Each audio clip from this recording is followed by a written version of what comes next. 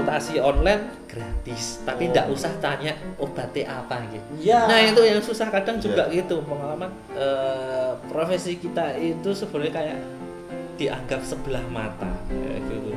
Padahal kita itu di kedokteran hewan punya motto manusia miriga satwa sewaka gitu. Kita itu mensejahterakan manusia lewat kesehatan hewan. Ada kucing yang demam, pemiliknya ngasih paracetamol. Ya padahal paracetamol ini dia itu bersifat racun di kucing karena kita harus menyayangi hewan layaknya kita menyayangi diri kita sendiri gitu.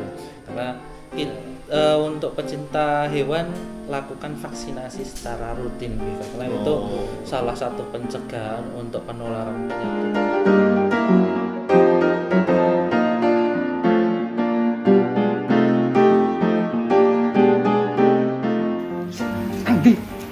Mulane nek usum udan iki rasa udan-udan, rasa pecah perut gumbang. Akar bojak neng. Ayo to, periksa ning dokter awakmu koyo ngene iki. Moh aku. Dokter ki terlalu kepo karo urusan pribadi. Lah ngopo lho? Ya kadang aku ditekoki karo Pak Dokter ki. Maaf Bapak punya gula. Ya urusanku. Duwe gula dhewe ya. Duwe bumbu penyedap ora masalah. Kuwi sing ditakoki kabar gulamu. Oh alah, kadar gulamu kurang tinggi wong ndelok aku mesti guyu. Oh iya. Mesti kena panas. Pak dokter iki jadi Tenang ya. malah bukan. Terus punya.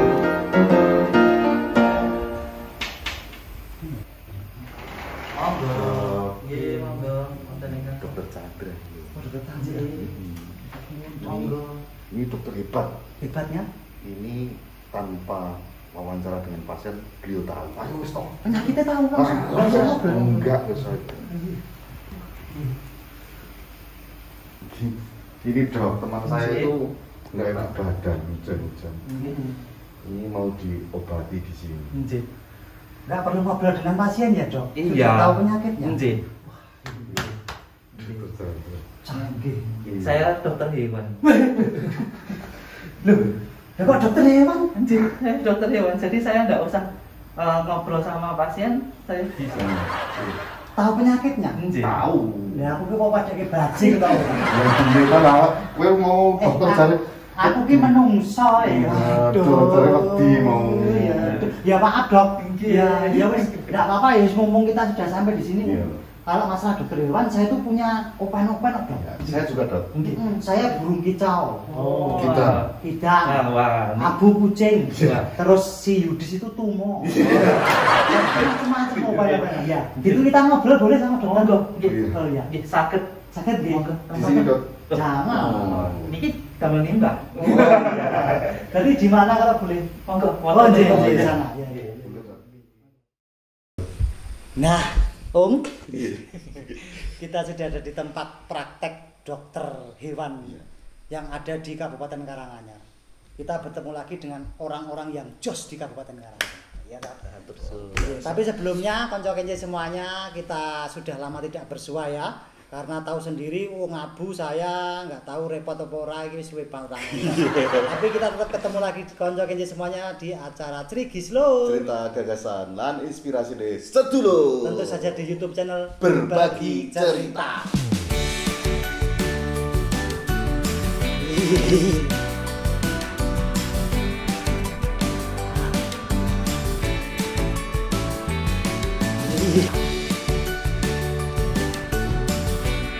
Iya.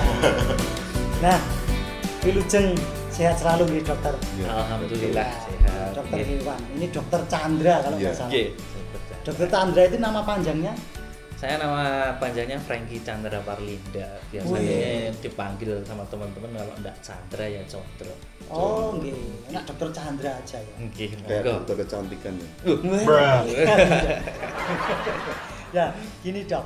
Ini kita itu tertarik dengan dokter hewan. Iya. Dokter hewan itu adalah salah satu profesi yang tidak semua orang itu bisa. Bisa. Nggih. Dan dokter manusia jelas. Takoni pasiennya. sing Keluane dirasakan. apa? Iya. Rasane piye awake? Lah nek hewan. Iya. Lah ditekan takoni meneng ae. Iya. Sok malah jegok kok. Iya. Nah, ini ceritanya gimana, Dok? Kok bisa memilih di dokter hewan? Ya kalau ceritanya sih kebanyakan kalau dari cerita teman-teman dan saya sendiri sih banyaknya nyasar ya Mas. Dari kedokteran hewan itu. Ada Google Map ya. Kalau saya dulu pengennya itu kuliah di teknologi informatika kayak gitu, tapi dari orang tua kurang mengizinkan kalau ke situ karena prospeknya ke depannya bagaimana. Kayak gitu, terus disarankan ke kedokteran hewan kayak gitu.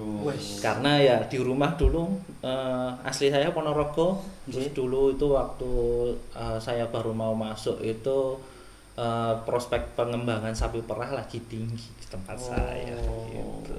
Di sana. Kayak gitu lah. Terus akhirnya ya ngikutin kata orang tua, ya kuliahnya akhirnya ke kedokteran hewan di UGM.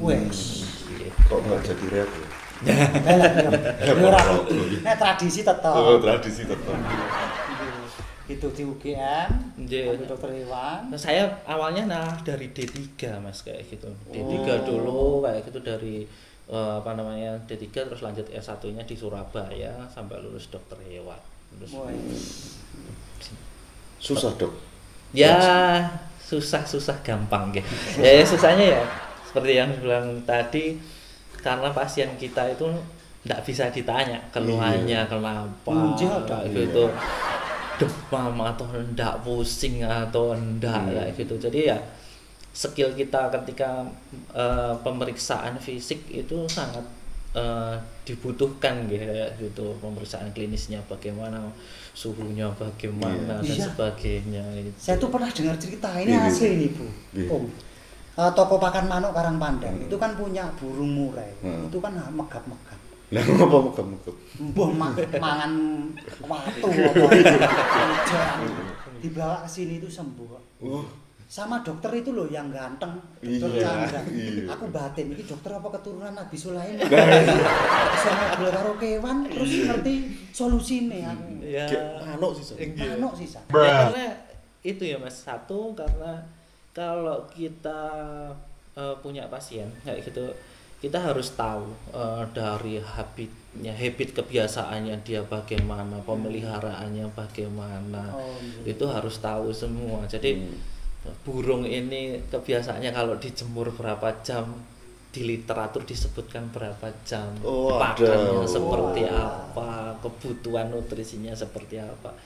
Kalau tidak salah sih yang dulu itu yang dari Karangpandan itu karena mungkin terlalu banyak makan jangkrik. Ngerek tadi. Iya. Gitu nggih. Iya pengaruh juga ya. Ya iki kanca kence iki, mania iki lho. Wis sok ngawur. Gambok apa dedek iki pirang-pirang jam. Itu. Ireng begisak ngono. Lah nek manuk kunek ireng kan. Lah sekarang kan wis ngobrol masalah hewan. Ya. Ya aku pengen ngerti. Hewan itu juga punya penyakit seperti manusia, Dok. Maksudnya gini. Kolesterol nang kene awake ngetok-ngetok. Asam urat. Itu ya ada, Dok. Ada nggih. Itu ada nggih.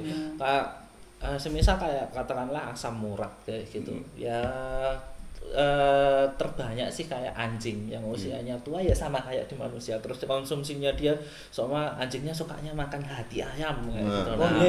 Itu kan di hati ayam asam uratnya juga tinggi, kadang dia jalannya juga pincang pakai tekan gitu.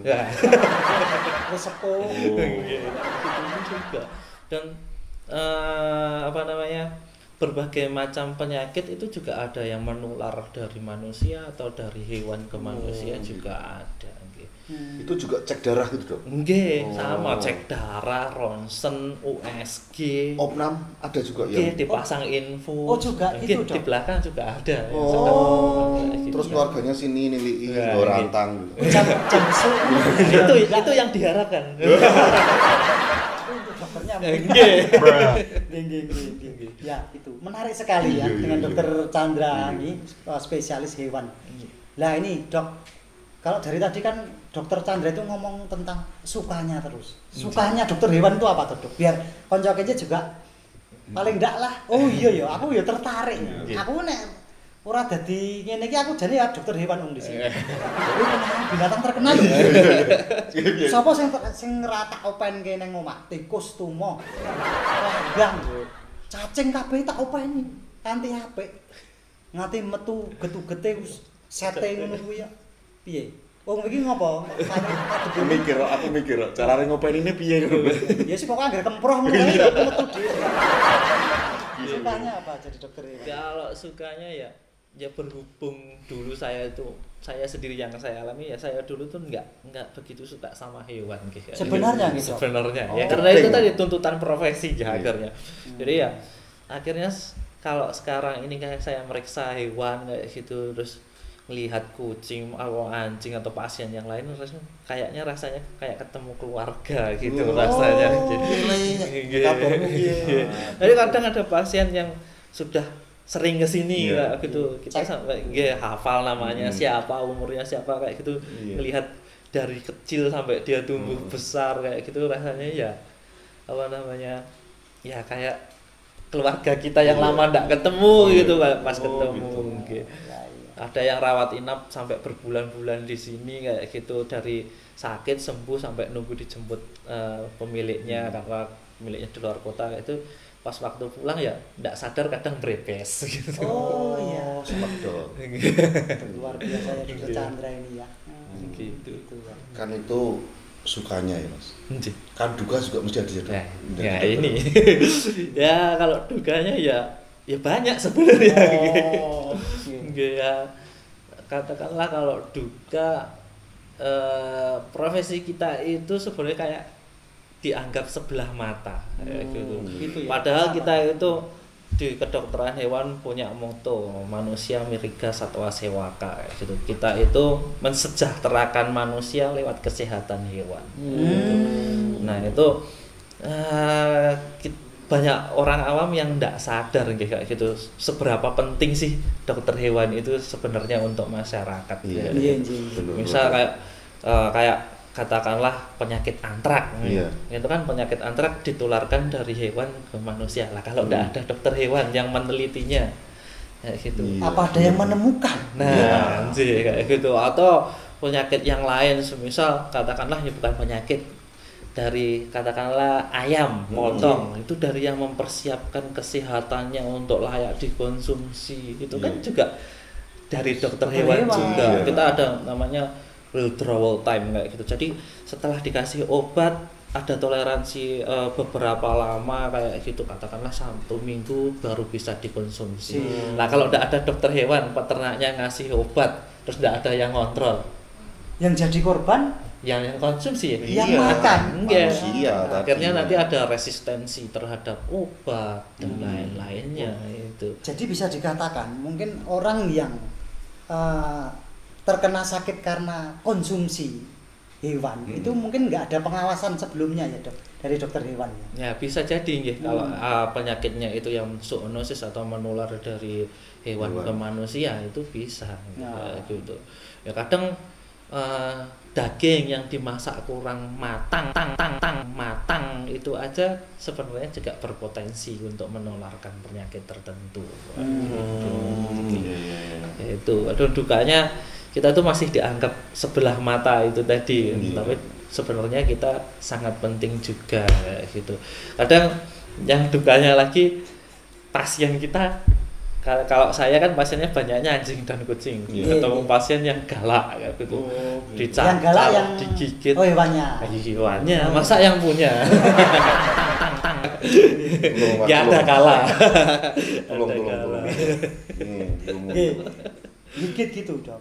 Pernah gigit, nyakar itu kayak yang ya santapan sehari-hari. Saya pernah digigit kucing, pernah anjing, pernah yang buaya pernah. Oh buaya pernah? Ini tangan kiri saya ini dulu kena 37 jahitan.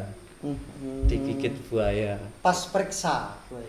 Mau ngecek jenis kelaminnya ketika itu di KTP-nya orang buaya. Nah itu di Indonesia masalahnya enggak ada rekodnya. Caranya ada juga. Kalau ada teman dari luar negeri, misal kayak Malaysia itu yang cerita di sana itu kalau melihara hewan itu harus punya kayak gitu kartunya dia. Jadi ya semisal kayak KTP-nya kayak gitu. Gender gitu. Itu namanya siapa, pemiliknya siapa, dan dipasang microchip. Harus dipasang microchip. Jadi di sana kalau kucingnya hilang kayak gitu bisa dideteksi gimana? Bisa dideteksi, pas ketemu tinggal di scan aja nomornya berapa kayak gitu. Jadi kan ini benar-benar kucing saya. Nanti kalau di sini ditemu orang, ayo bukan ini kucing saya.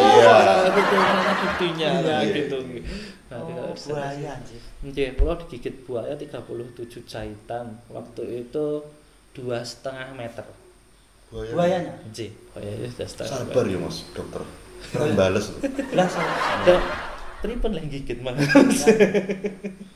Nek kene buaya iki genah lanang. Senengane nggombal. Padahal buaya hewan paling setia, Mas. Gitu ya? Nggih. Lah makanya kalau di Betawi buaya aman. Pakai roti buaya kan kalau pengantin. Iya, untuk maharnya itu. Nah, itu buaya hewan paling setia sebenarnya. Berarti salah persepsi ya. Salah persepsi. Oke, sampai digigit juga ya. 37. Yang lain Mas, pengalaman unik apa Mas? Unik Mas. Selain buaya. Unik dulu saya waktu praktek di Jogja itu dapat pasien bawa ular. Ularnya king cobra yang bisa berdiri. Iya, bisa berdiri yang bisa mematikan itu. Kobra. Nggih, yang king cobra, yang gede banget tuh. King kuwi wisan. Kuwi wis rongkak.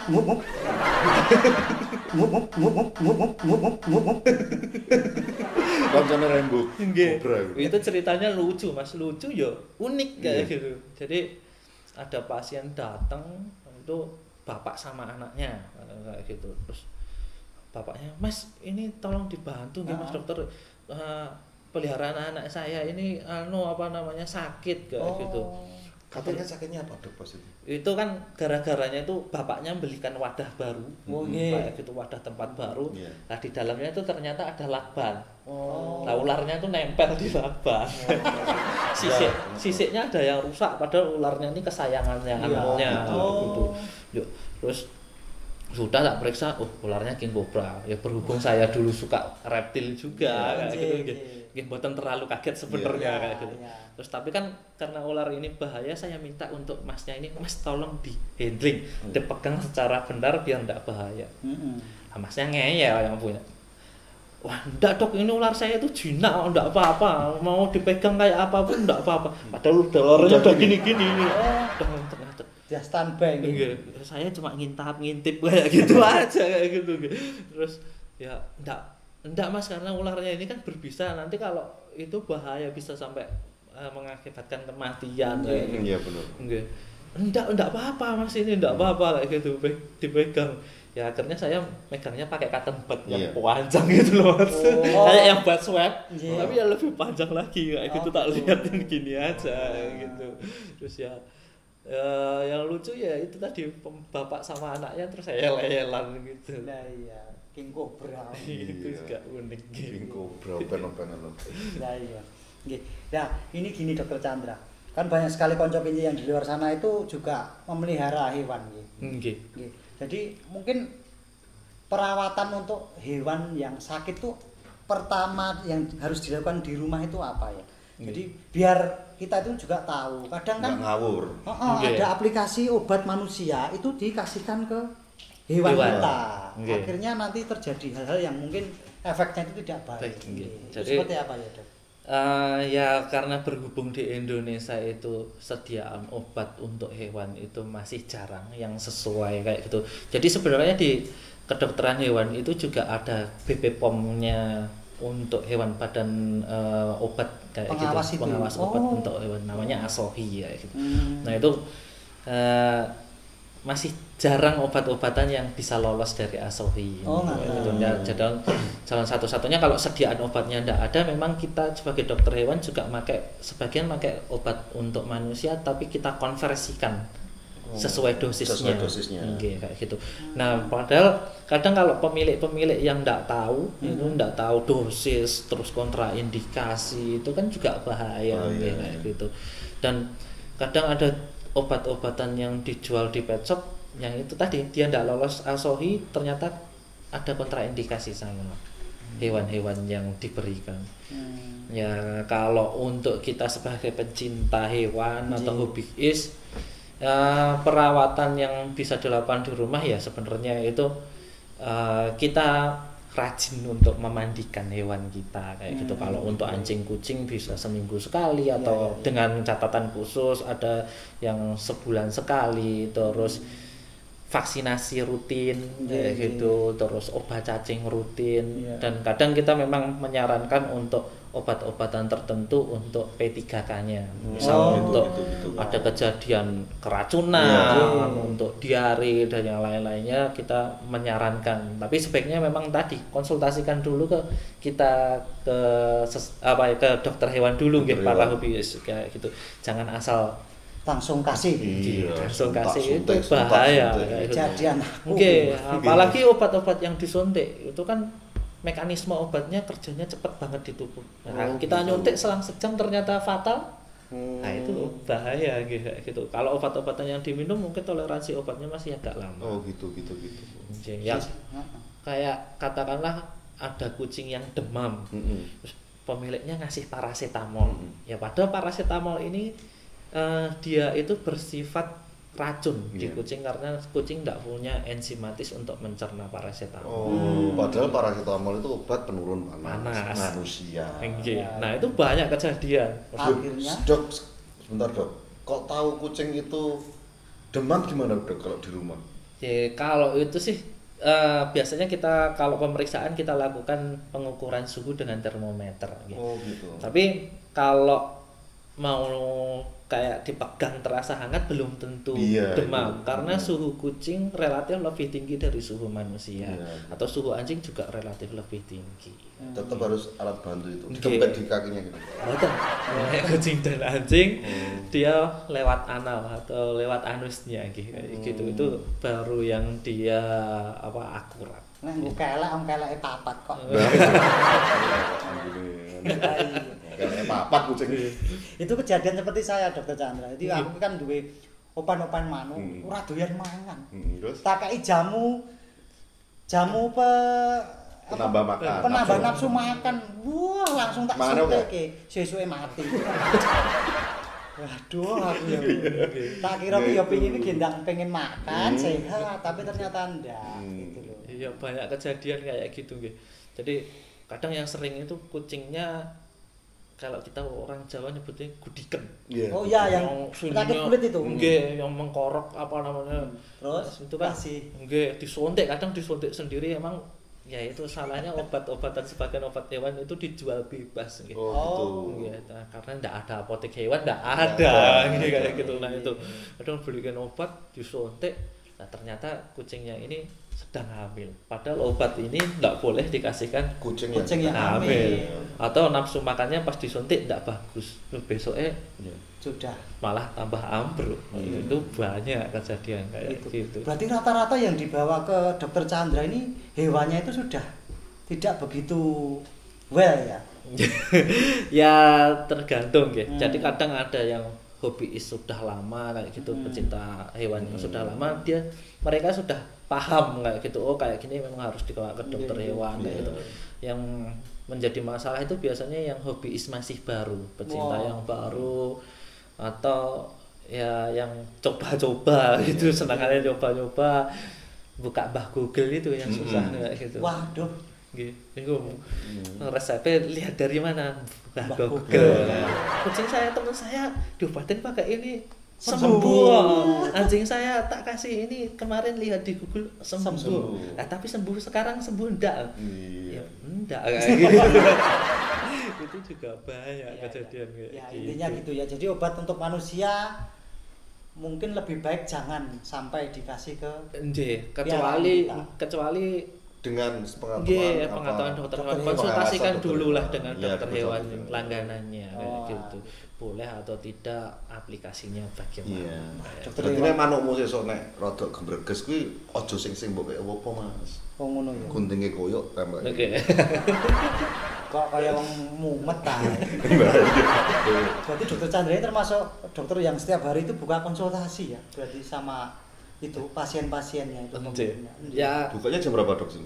Kalau di sini sih saya praktek jam 9 pagi sampai jam 7 malam. Oh, jam 9 sampai jam 7 malam. Silakan. Ya. Alamatnya? Alamatnya nih di Jalan Ahmad Dahlan 5.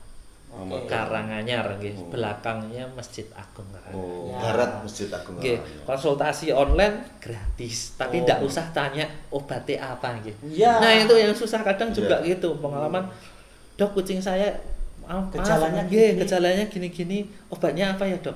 Nah, saya kan ndak meriksa gitu. Ya. Masa kayak dukun saya di sana nerawang kayak gitu. Nah, itu yang susah. Itu juga pakai stetoskop gitu, Dok.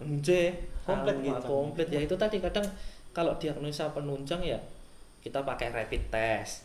Kalau ada juga. Ada gitu. Zaman Covid belum ada rapid test, kita rapid test untuk penyakit virus sudah dari tahun-tahun yang lama.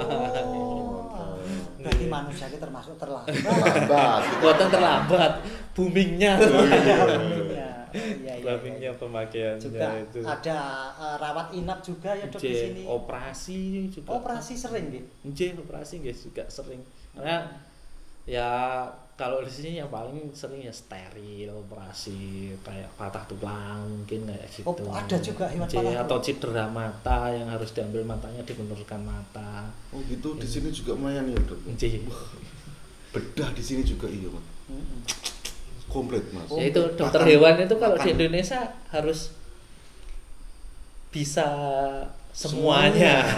Kalau di luar negeri udah ada spesialis. Oh, di sini belum ada ya, di Indonesia belum. Penyakit dalam. Nabi berarti dokter Chandra. Ya, semua dokter hewan di Indonesia. Oh gitu. Oke, kayak gitu harus bisa ya. Ya harus bisa kayak gitu. Bedah ngopo makan apa?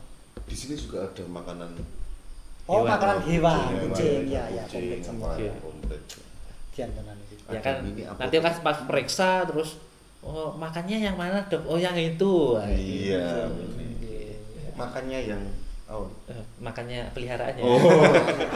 Karena makannya pemiliknya ke sana aja. Golek dhewe kene warung akeh. Iya. Oke, Om. Ini pertanyaan terakhir. Oh iya. Wah, jane pengen akeh. Istilah apa sampeyan lanjut nih. Diomong ora? Ya diomongke timbang dibatin marah. Ini harapan. Harapan Dokter Chandra. Pentingnya merawat hewan dengan benar itu gimana, Dok, yang di rumah? Hewan apa tadi? Kesayangan apa? Hewan kesayangan atau semua hewan. Iya. Apalagi ini kan cuacanya ini kan cuaca yang tidak begitu bagus ini, Dok. Iya, gitu. Jadi kalau kita sebagai pencinta hewan itu menurut saya kayak gitu harusnya kita selalu aware kayak gitu, tahu kayak gitu tentang kebiasaan peliharaan kita seperti apa kayak gitu, makannya bagaimana, pipisnya kapan, pupnya kapan kayak gitu, atau buang kotorannya kapan.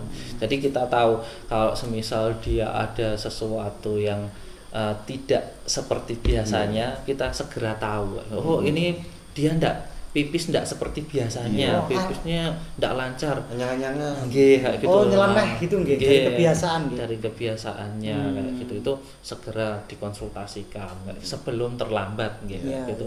Jangan kita mencoba-coba gitu. Kucing saya kayak gini, coba pakai obat ini, coba itu. Saran saya teman saya kayak gini, dikasih ini, dikasih itu. Beda. Nggih, ya itu. Jadi ya kita tahu kayak gitu kebiasaannya seperti apa, nanti langkahnya seperti apa ya. Terus harapannya juga untuk pecinta hewan lakukan vaksinasi secara rutin gitu, karena itu salah satu pencegahan untuk penularan penyakit ya gitu. Karena ya kayak di manusia, vaksin juga penting sekali untuk menangkal penyakit gitu. Karena apalagi musim bulan depan itu kan musim penghujan, biasanya penularan penyakit akan tinggi sekali. Ada kucing yang belum pernah divaksin atau anjing yang belum pernah divaksin ya, kalau tertular penyakit virus gitu, dia angka fatalitasnya juga tinggi gitu. Jadi vaksinasi penting sekali. Terus obat cacing kayak gitu. Oh, itu harus ada ya, Dok. Ya sama, kalau di manusia malah 6 bulan. Ya. Di kucing 3 bulan sekali. Malahan. Oh iya. Ada kucing yang dilepas liarkan sampai kemana-mana, anjurannya malah sebulan sekali. Ya. Gitu. Terus check up secara rutin kayak gitu, itu juga harus kayak gitu. Nggih, perawatan. Hewannya harus check up. Nggih. Mboten main-main pelihara hewan itu sebenarnya susah, lebih susah daripada iki dadi ra iso mbedake antara peliharaan karo juragan sing ndi. Nah, lah kan malah kadang-kadang banyak kayak persepsi orang itu kalau juragannya itu hewan peliharaan ya bosnya. Kita itu malah makanya nek ra pengen repot yo culke ning alam bebas. Ndamrono manamu. Loh, kan tak rawat. Beda cerita. Gitu. Ya, sebenarnya banyak harapan-harapan kayak gitu untuk masyarakat secara umumnya ya. Kita harus menyayangi hewan layaknya kita menyayangi diri kita sendiri gitu. Karena hewan juga ciptaannya Gusti Allah, kita harus menyayangi, jangan sampai berlaku kasar atau menyakiti sampai membunuh. Kalau membunuh memang untuk konsumsi yang disembelih secara halal kayak gitu ya, itu memang itu beda kaidahnya gitu. Tapi kalau pembunuhan yang kejam kayak gitu kan juga itu tidak beradab sama sekali gitu. Jane aku pengen takok Alah, iki di luar iki lho. Bu, tekok cijine, Bu. Di luar iki aku pengen karena lho Mas. Aku agak seneng-senenge jalan santai, jalan sore iki. Terus Nek aku wedi karo kirik. Karo anjing ki aku wedi. Nggih. Lah itu ada trik ndak to, Dok? Supaya nek dioyak ngono. Dodok. Saya pinter-pinter kok. Lah dicengkruki. Masa. Sebenarnya kalau kita menghadapi hewan itu sebenarnya trik khususnya cuma kita harus pede terhadap diri kita sendiri kayak gitu. Jangan kita menunjukkan sisi takut kita. Jadi kalau kitanya takut, anjingnya juga takut, atau hewan yang kita mau sentuh malah takut. Gitu. Mungkin kayak gitu. Jadi kalau baru dideketin anjing dilihat kitanya udah takut, wah sana malah wah ini takut malah sasaran ini lemah kayak gitu. Jadi jangan menonjolkan sisi takutnya kita, ya pede aja biasa kayak gitu. Kalau biasa ya dianya juga ndak akan ngejar, ndak akan gigit gitu. Tenan iki, Dok. Tenan. Iya, praktekno. Apa kalau melihat bagaimana tingkah anjing itu, Dok, itu dilihat dari ekornya anjing? Nggih, bisa. Salah satu. Kalau anjingnya ekornya berdiri terus kipat-kipat. Kipat-kipat itu berarti asik ya? Nggih, dia senang. Oh, berarti dia rasa wedi. Nggih, kalau anjingnya bulunya naik atau ekornya lurus setreng kayak gitu, terus mulai naikin kayak gitu. Nah, itu dia posisi ndak suka gitu, ndak suka atau siap untuk menyerang. Terus kalau ekornya ditekuk ke bawah, itu dia posisinya takut. Kalau posisi takut kayak gini malah menyeramkan. Malah. Nggih, kayak gitu, karena ya dia akan memproteksi dirinya kayak gitu. Jadi kalau kita deket malah kayak punya pertahanan diri. Nggih, kayak gitu. Kalau kelihatan yang sisi galaknya dia yang tadi yang ekornya strength kayak gitu, kita kan wah itu anjing nggak mau didekatin kayak gitu. Berarti kita yang menjauh. Nggih, kalau anjingnya ekornya di bawah itu malah siap-siap nyerang gitu nggih. Nggih, bisa jadi dia yang lari atau dia nyerang. Karena kebanyakan kalau dia sudah terpojok dia malah nyerang. Berarti kudu pede ya, Dok ya. Nggih, pede. Aku dikene nih Pak Deku Bogor kono. Nek ketemu kowe nek dijegoki kirik ngono ya ilatku tak kon male kok. Aku yo cek dioyak aku bingung. Aku agak wis aku kok malah kendalaku lati opo? Kendalaku ning kuwi lho aku. Kilatmu ki enak. Kanca dhewe. Wes kene ya Bos ya. Dokter Chandra terima kasih sekali. Kula nggih matur nuwun sami-sami. Mohon maaf mengganggu waktunya. Nggih. Yang jelas ini adalah tempat sharing kita bersama Konco Kenje Dokter Hewan yang ada di Karanganyar. Monggo silahkan, nggak usah ragu, nggak usah sungkan kalau punya hewan peliharaan yang butuh konsultasi tentang kesehatan langsung saja ke Laufet. Ya, Dokter Chandra sudah siap untuk membantu masalah hewan Anda. Offline dan online. Tapi jangan tanya obatnya apa lo ya. Oh, itu harus ada pemeriksaannya tahap-tahapnya. Gitu ya Om ya. Oke, Mas. Terima kasih sekali Konco Kenje yang masih setia terus bersama kita di YouTube channel Berbagi Cerita. Jangan lupa untuk selalu dukung kita dengan cara subscribe, like, komen dan juga share. Kita besok ketemu lagi tentunya di YouTube channel Berbagi Cerita.